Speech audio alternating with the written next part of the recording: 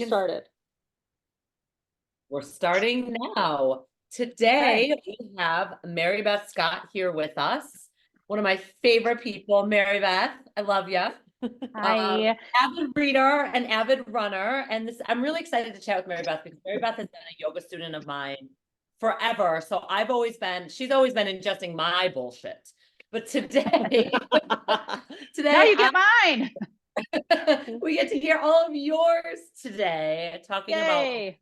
about and a lot of different topics around running with the marathon coming up this week. So, Mary Beth, tell us a little bit about what you do. Tell us about our Onward Run Coach biz, and then we'll get going.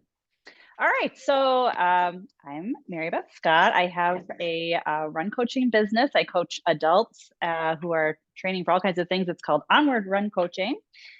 So I work generally with adults who are could be training for a marathon. It could be people who are wanting to start running, people who were previously runners who want to start running again, people who want any kind of goal. I'm working with them. I also coach high school girls cross country at Buffalo Seminary. And I have a variety of different certifications for run coaching and strength training. And yeah, it's after I stopped teaching, I still had my master's degree. So I thought, how can I combine these two worlds, running and teaching, and landed on run coaching. And I adore Kathleen. I've known Kath for a million years, and Kathleen single-handedly got me through the pandemic with her online yoga classes. So FYI. That's amazing. So tell us, Mary Beth, a little bit about your running history, your personal running history. Oh, yeah. So I've been running. I've been running I started running when I was in high school, like a little baby freshman, 13-year-old, ran cross country. Didn't really do a whole lot with that. Then in college, I did not run. I did not do a whole lot of anything that would be considered in any kind of wellness realm. And then once I graduated and moved back home, I did fitnessy kind of stuff. And then I started running like in earnest again as an adult when I was teaching. A friend of mine said, "Hey, we're going to do the corporate challenge. Do you want to be on our team?" And I was like, "Yeah, sure." And I started training and I loved it. That was my first race as an adult. And it was like falling in love. I just was like, this is what I love to do. This is my thing. So then I ran forever. I've done, some marathons. I did, a zillion 5Ks. I had half marathons. And all the way up through my life today. I ran through being pregnant with my kids. I ran when they were babies. I pushed them in the stroller. I, ran, had many years where I'd get up at, 4:30 in the morning and run before everybody in the house got up. And so it's really kind of evolved. I don't necessarily need to do that level anymore, but, yeah, so I'm just kind of in my master's stage of running right now. I love that. Mm-hmm. One of the I feel like there's two things I hear from people that consider running sort of like at the stage in their life where they have to allocate their time to other people, either because they have partners or households to run or careers, and often all of them. And the two things I hear from people are that they can't run because they know that running injures people. Like it's this known fact, right? They're like, no, I can't run. You know how distance runners are always injured. Or they assume that running is the only option and there is no preparation needed because you can just put on your sneakers and go outside and attempt to run. So I guess I'm really, because you work with all sorts of runners, I'm curious, this is a two-parter. If one of those types of folks is actually trickier than the other, like the person that thinks they can just begin out of nowhere. And I'm sure some people are perfectly fine and some people aren't, like most things. Or if it's the people that believe that running will hurt them, that have a desire to, I'm big on let's move in ways where we feel joy. I don't care if it's running or jumping, getting those like little squishy trampoline shoes or swimming, like whatever you want to do that brings you joy. Let's learn how to develop that skill. You can take that question whichever direction you want, but you know, at the age I am at 41 years old with teenage children and a career, I'm seeing all of these people be like, I believe that like running exists and it's a thing I should be doing, but I'll either get injured or I can just do it no problem. And I'm just wondering how like those worlds collide for you. Wow, that's a really great observation and question all rolled into one. So I totally agree with you that whatever kind of movement you love the best is what you should be doing, right? So whether that's running, whether that's yoga, whether that's rock climbing, whatever makes you feel so happy that you just can't wait to do it again is what you should be doing, right? Or it just what you could make room in your life to do. As far as running getting you injured, I am not a doctor, but I will say that I don't think that running is necessarily any more or less dangerous than anything else. It's more a matter of getting your body ready to move in the ways that running requires, right? So running, what is running, right? It's a series of single leg exercises done in quick succession, right? You're working against gravity, you're moving your body forward at a pace faster than a walk.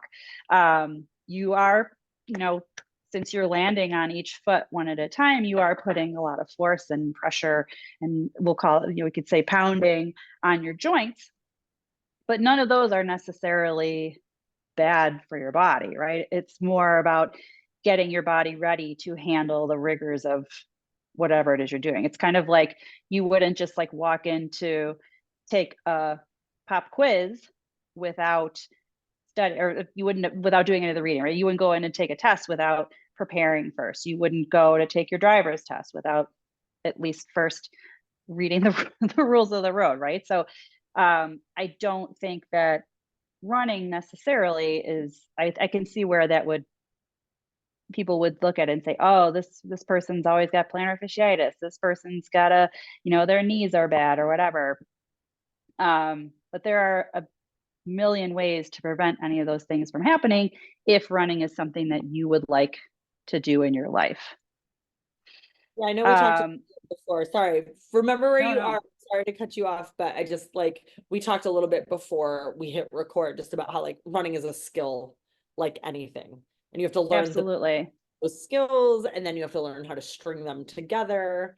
And I love that as an idea. I think that's really beautiful. I think it's hopeful. It gives me hope not only for people wanting to run, but just, life in general. The whole point of this is to learn the parts of skills and then develop them.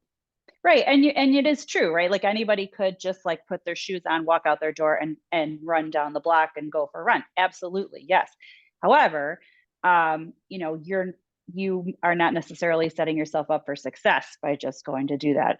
I think a lot of people, their only experience with running would be like running the mile in their phys ed class in high school, or possibly, like if you're have a job that you need to be physically able to run a mile in, just that kind of torturous, like, I have to go do this. This is so hard. And you're not really putting in the thoughtful effort to getting yourself ready to do that, right? It's kind of just like throwing yourself into it.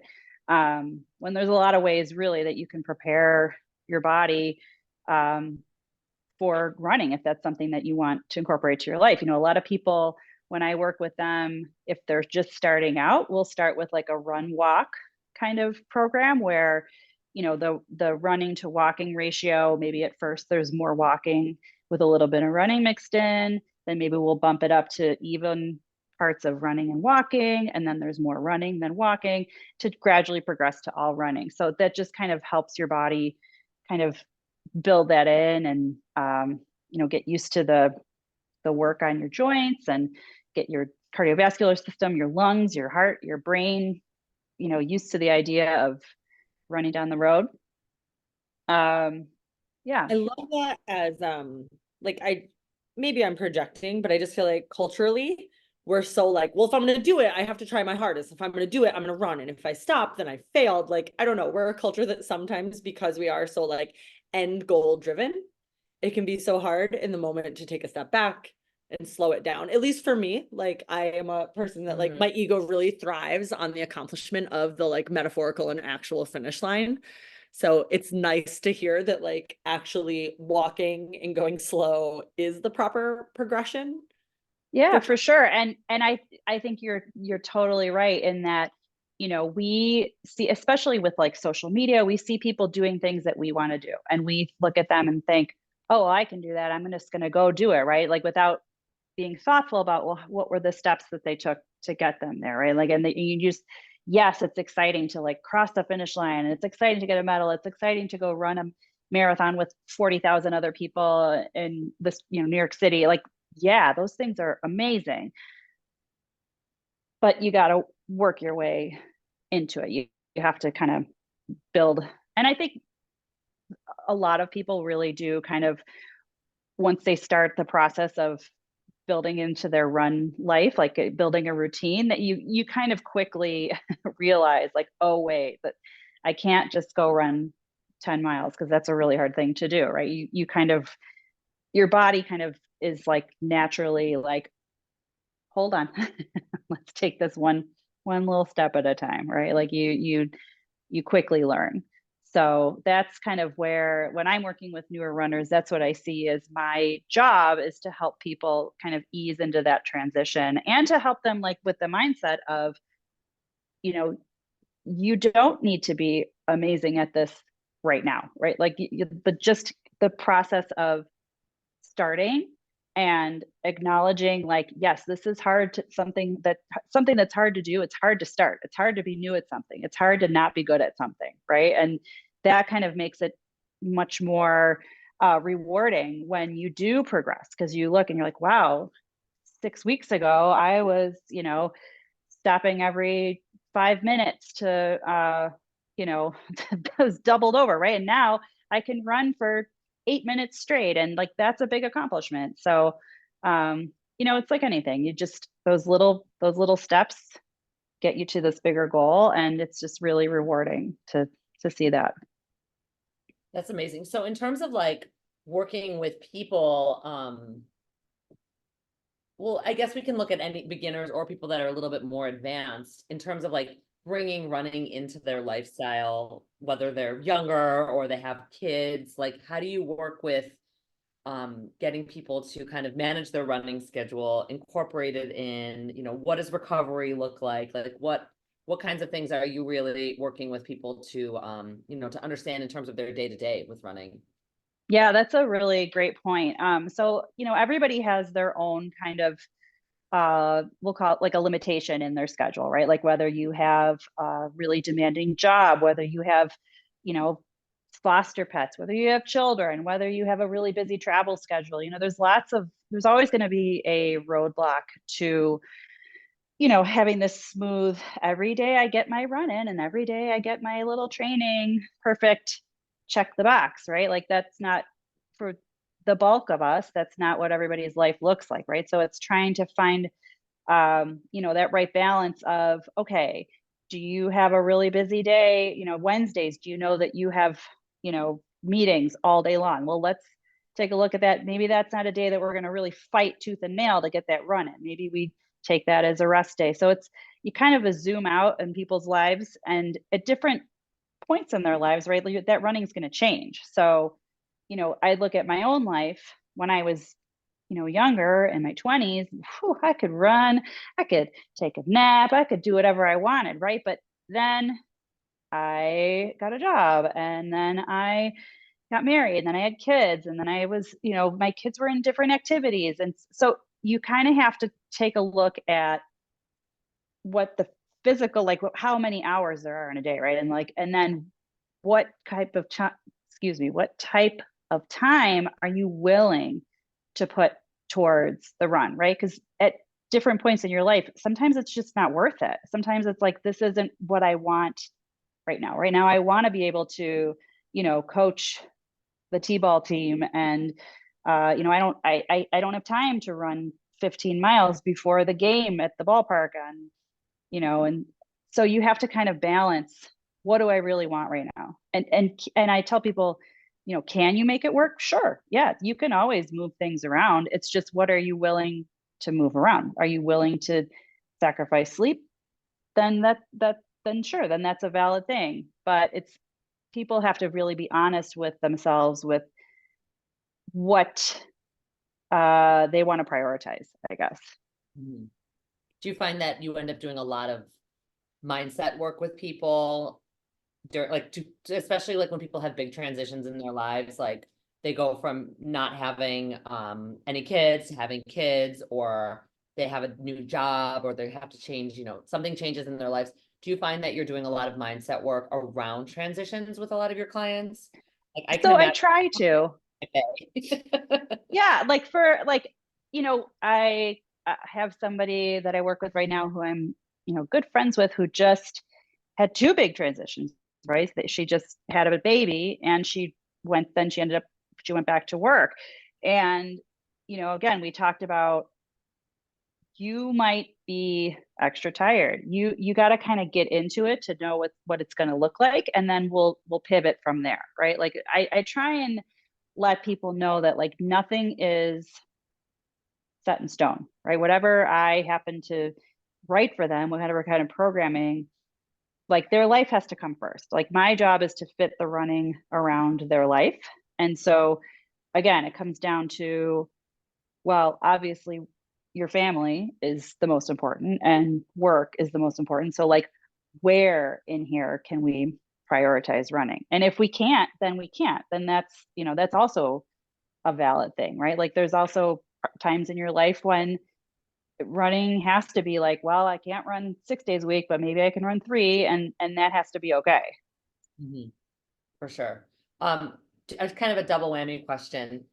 In terms of cross training and recovery, what are some like big points that you have found have been really useful, like big picture, either mindset around those things, or whether like, off-season training, like where does strength training and recovery really fit into your clients and your own lifestyle? That's a great question too.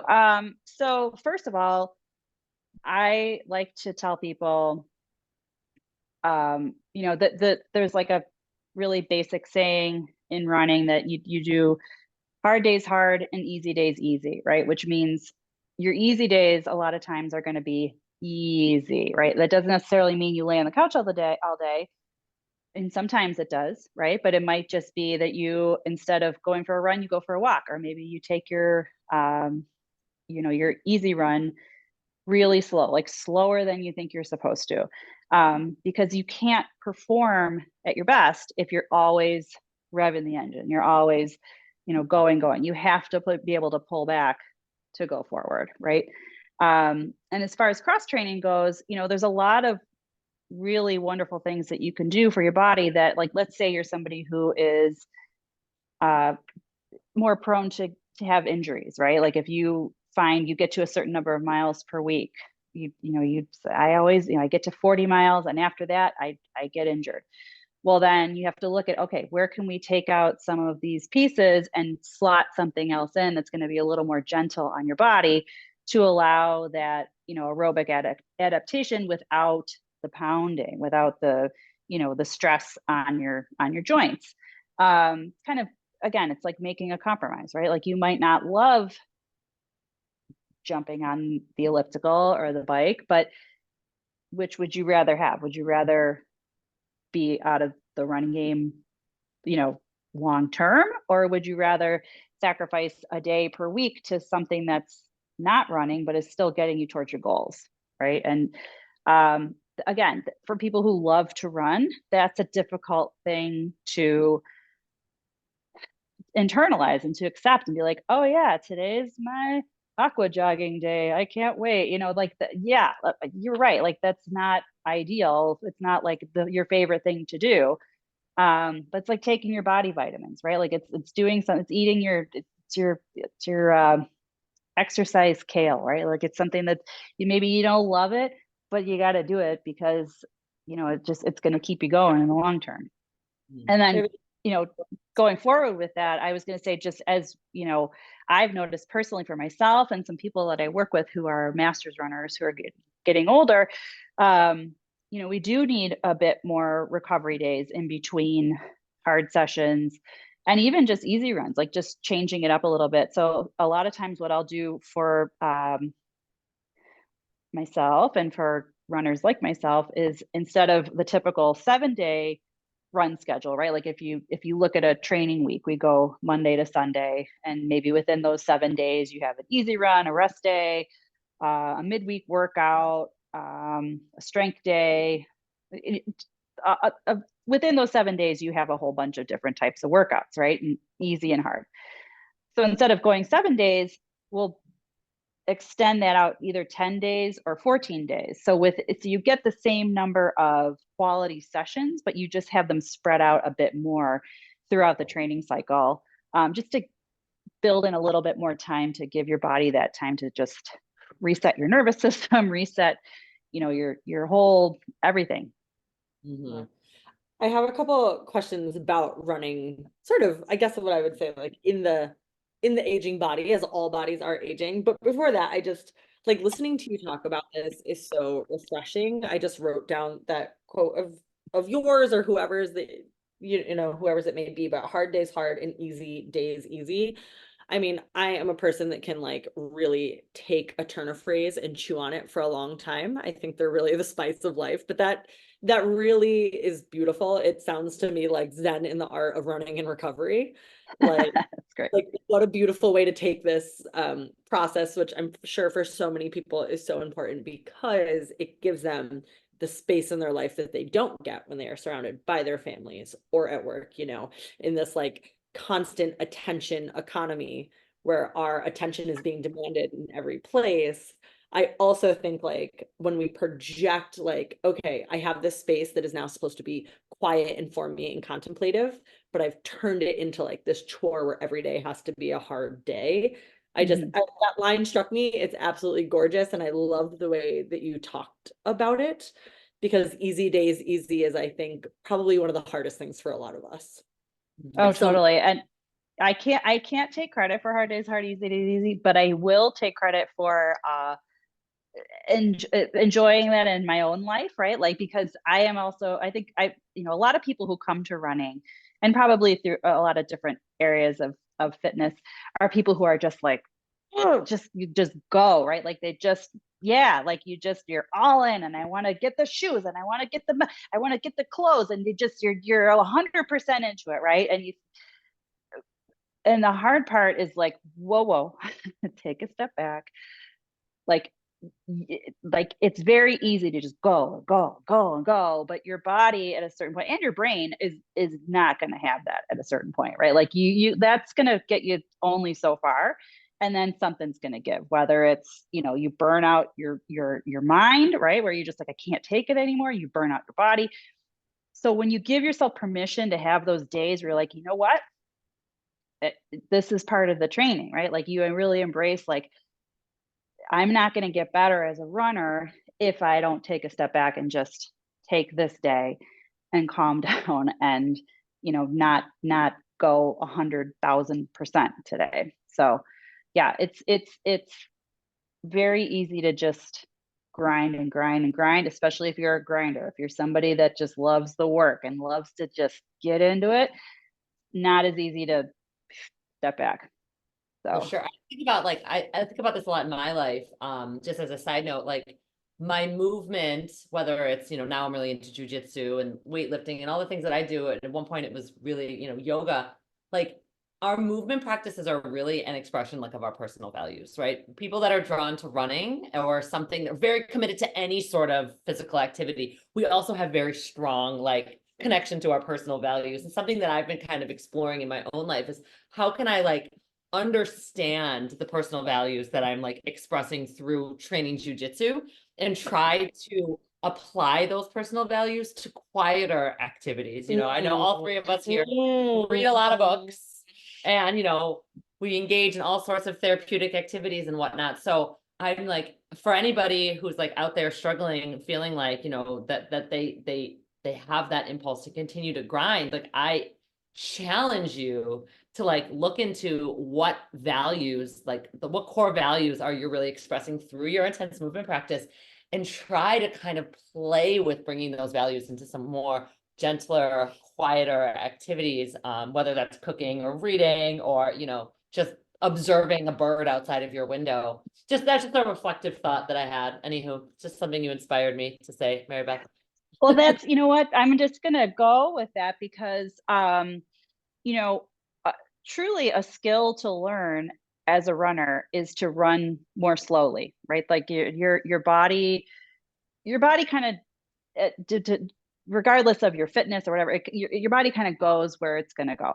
And for so many people that I work with, and I'm sure runners everywhere, it's very difficult to take your runs a little bit more slowly, right? Because whether you have it on your watch, right? That's like, you know, your watch is telling you a certain pace and your ego takes over and thinks, oh, I can't run that slow. I'm not really running. Right. And, or, you know, it's on social media, it's on Strava, which is this, I have a whole bunch of feelings about Strava that are not really relevant right now, but we'll talk about another time. But you know, other people can see what your pace was for your run, and like, you know, like, oh well, if I have this slow pace, they're gonna think I'm a slow runner, and then everyone, what are they gonna like? Yeah, you got to learn how to like throw that out the window and embrace the power that is running easy and running slowly. And like some of that might be, you know, finding ways to have like external motivation to do that, right? Like instead of listening to music when you're running, you listen to a podcast or you listen to an audiobook, and you have to kind of slow down so that you don't miss a piece of it, right? Or you know, being intentional when you're out on a run. I'm going to go for a run in a place that's actually really super beautiful. I'm going to go run along the gorge, right? And I'm going to like look at the Niagara Falls or whatever. But yeah, like that kind, I agree with it. Like it's very difficult for people to do, and it's definitely a skill to kind of like chuck your ego, right? And just be okay with, oh, what if someone driving by sees me running really slowly? Okay, so and then what, right? They're gonna go call the running police. They're gonna go, you know, be like, whatever, who cares? Yeah. So I agree with you. I think that there's a time that and a is place for running like for your life, and there's a time and a place for running for like a sensory experience. Right. yeah. I have this thing. Sorry, I'm gonna really go off the rails here, so you just pull me back. But Yeah. No. I have this thing where I love to complain about running. It's me. You're not alone. We are gonna do Murph. Oh, Gentle Murph. We're named it Gentle we'll Murph. do a gentle Murph. Gentle Murph. All right. Everybody Murph with us. Get ready for us to Gentle Murph. I love a gentle Murph. Love it. We're gonna be so gentle. Lots of It takes 16 hours, but it's very gentle. It's 3 p.m. We started at Yeah. 7 every hour. Toni Kathleen just like doing lunges. This guy's still doing Murph over there? It's Tuesday. Oh my God. Murph is never going anywhere. Kathleen, listen, I wasn't gonna do it, and she was like, "Toni, I'm gonna show up in my weighted vest. You know it. You know it. Shut up. I'm not. I'm gonna hold a mug of coffee without a lid. Gentle Murph. I'm doing Murph. I'll cheer you on from here. I'll just That's great. Good job. But I decided I wanted to try to run because I was watching my dog run. And I had Oh. this moment where I was like, okay, I know I'm not fast anymore because I tried to like sprint the other day, like 100 feet, and my body, like, it was clear that there was not a single fast twitch muscle fiber left in me. I was like rolling down the sidewalk. But I was watching my dog run, and there was this moment where there was like this freedom and this joy. And I think, well, whatever, I'm not going to put this on anyone else, but for me, when I think about the mechanics of the human body, when I think about the ways that we have the potential to move, it is exactly what you are talking about that I'm excited about when I can do exactly what you're saying, which is let my ego go. Because I know there are people that want to win races, and I know that will be part of their plan, but I'm sure that's not the plan every single day of their training. And what I actually want to feel is that my body is capable of moving freely, and that my body is like, if not capable, then has the intention of like being healthy in the movements that will facilitate running. And I say it exactly like that because I think often when people are trying to either run or lift weights or do a split, I don't actually care in my like deepest self about that end goal. I care about the intention of the movement. What are we actually trying to do here? We're trying to engage our body for forward movement against gravity that is faster than a walk, or I am attempting to engage muscles in a way that strengthens me and allows flexibility.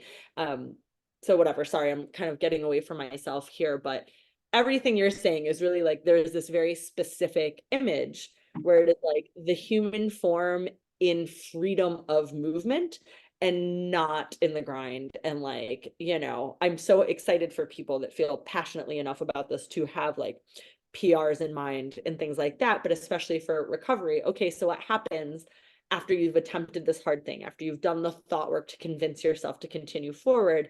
And that is, how do we get you back to freedom of movement? How do we get you back to joy? How do we get you back to like wherever that exists in your body, whether it's on your face or in your muscles, but like that falling in love with this movement and this falling in love with this process. So that's what you made me think of, and it's really lovely. So for whatever that's worth, I just wanted to put that out there. I love it. No, I think that's great because like, oh, first of all, that was directly on the rails. You did not go in any way off the rails. That was perfectly on the rails. Say that just in case we throw something really weird in there. I mean, you never know. It could be, but like, so when you were saying that, like, I look at running, right? Like, so yes, there is like definitely, believe me, I am a competitive person. Like the past several years, my own personal running hasn't been, it has whatever. But there were many years where I was like I want a PR. I want to qualify for this marathon. I want to, I want to win this race. I want to do this. And that was a super fun. Like I love it. Like one of my favorite sayings is fast is fun, right? Like if you're running fast, you're like, it's feels good to run fast and get the best out of yourself.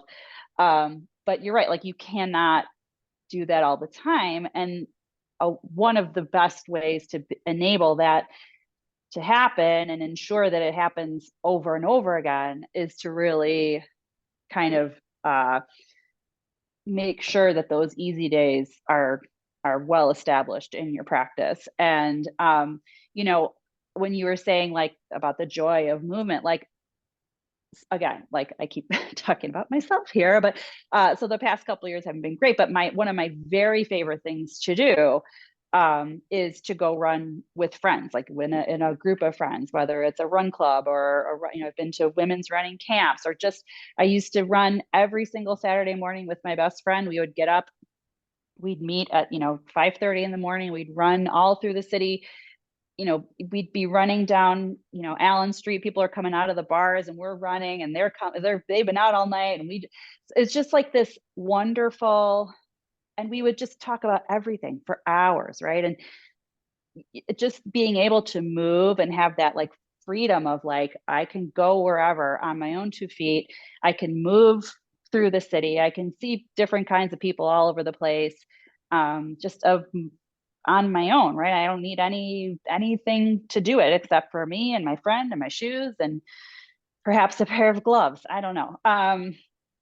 So we, like, that to me is like the whole point of, and again, whether it's running, whether it's tennis, whether it's swimming, whether it's, jujitsu, whatever, my greatest goal in my life and for my athletes is to be able to do this as long as you want to do it, and have the love for it and the just the physical ability and the emotional want to do it, right? Like to be able to just keep it in your life, because it is such a wonderful thing to be able to go and move and,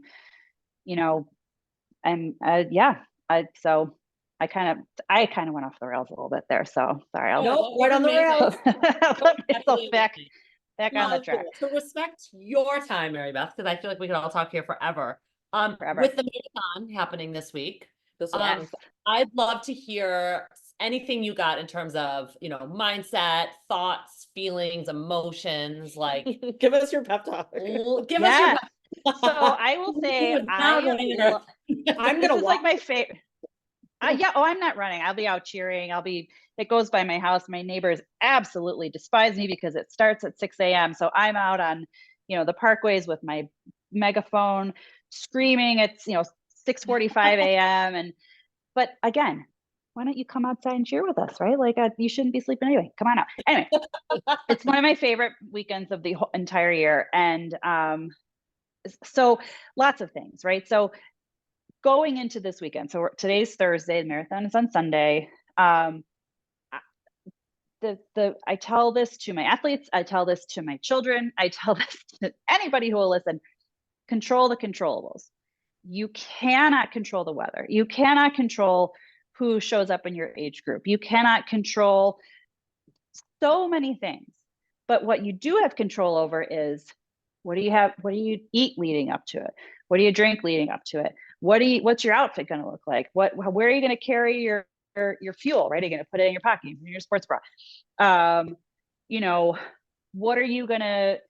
What are you going to do when you start feeling bad? Because let's face it, in a marathon, there's going to be a point where you don't feel good. Like very rare is the marathon where you feel on cloud 9 the entire 26.2 miles, right? So what are you going to do? What tricks are you going to do in your head? What are you going to tell yourself to keep going when that inevitably happens, right?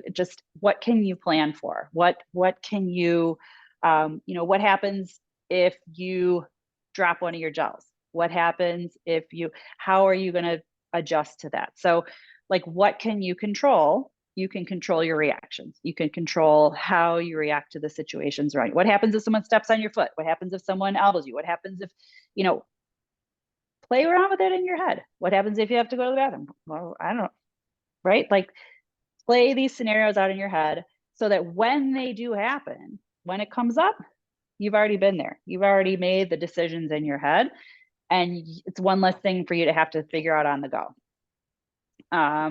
Yeah. And it's probably going to be warm, right? So like, don't go into the weekend like, oh, it's going to be so hot. Yeah, it's going to be hot. Like, so then what do we do next? Right? What's the next step for that?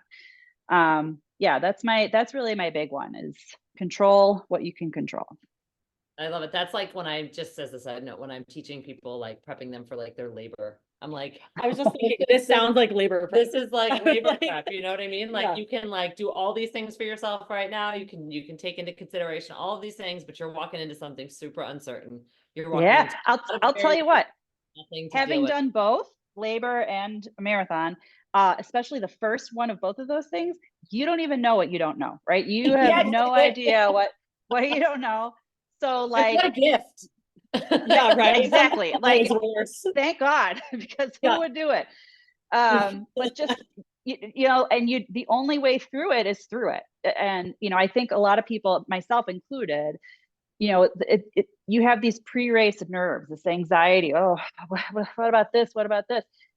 And truly, all of that kind of goes away once you get started. Once that gun goes off and you're off the starting line and you're getting into it, then you have a plan. Then you're like, this is when I execute my plan.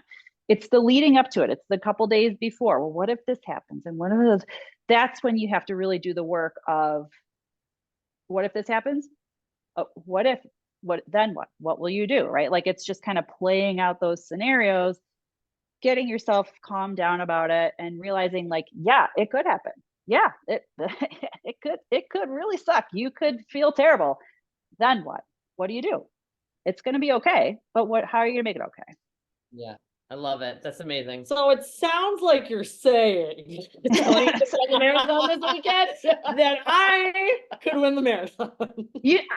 That's exactly what I'm saying. You're right. What I was I mean, really, what it sounds like you're saying is and please stop me if I am incorrect. No. Is that it sounds like what you're saying to me is that running is many of the ways through which people get to experience the hardest and the most beautiful parts of life. And this is all just practice to be with ourselves and to learn to be regulated, authentic people, honest, that feel the feels when we are peeing our pants and cursing our decisions, and to still be gracious with ourselves and to be the people that get to enjoy going fast and having fun, and that running is just one of the many ways that we express our most human desire to be in our bodies and to feel. I love it. 100%. That is, you've hit the nail on the head. And I will run I'll look for you on the start line. I'll be cheering for you. I'm just gonna run to your house. Yeah. Okay. All good.